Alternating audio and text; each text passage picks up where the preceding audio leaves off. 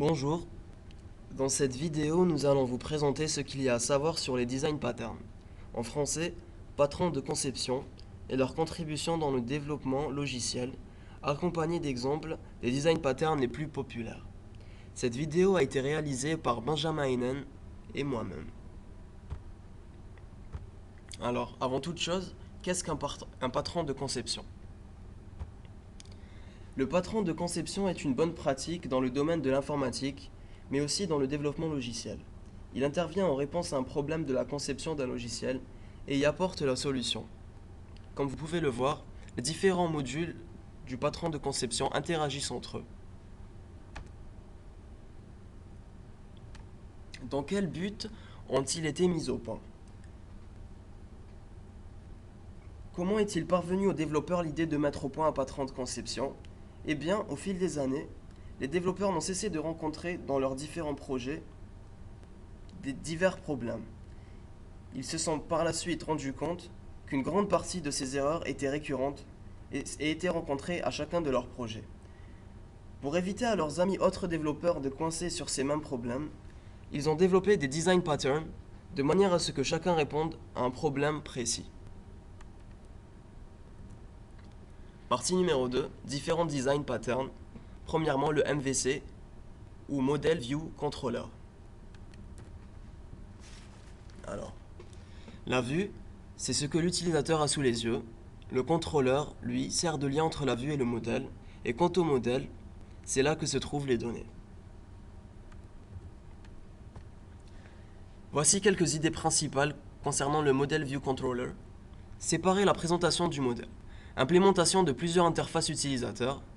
Meilleure testabilité. Deuxièmement, séparer le contrôleur de la vue. Et le plus utile pour l'interface web. À présent, nous allons voir quelques inconvénients concernant le MVC Design. Bien que MVC soit un modèle que les légendes continuent de mentionner, utilisé dans une grande variété de projets au fil du temps, il possède quelques inconvénients.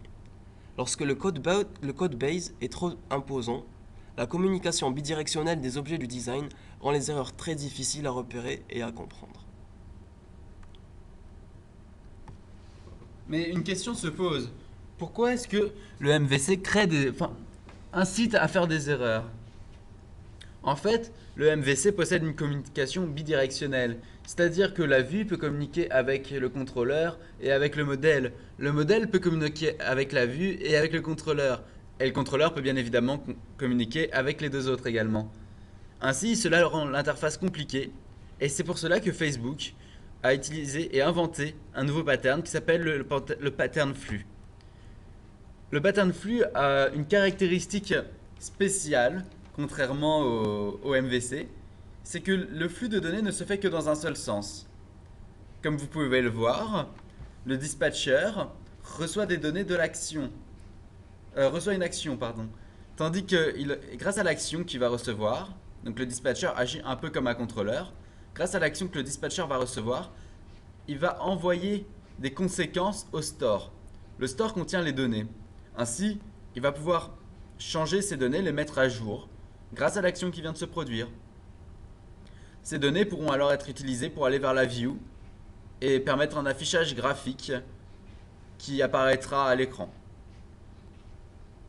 Il va de soi qu'à partir des données, on peut également produire une action, ou à partir d'une vue, on peut également produire une action, telles que des actions événementielles dans le cas d'une view à l'action, ou des actions plutôt côté serveur dans le cas de données qui provoquent une action. Dans tous les cas, après une action, on revient à un dispatcher qui sert de contrôleur.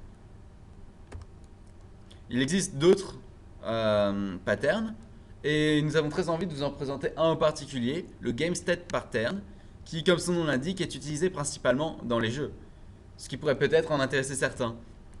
Ainsi, dans les jeux, il arrive souvent qu'on doive développer des fonctionnalités, des outils, des menus par exemple, tel qu'un menu principal.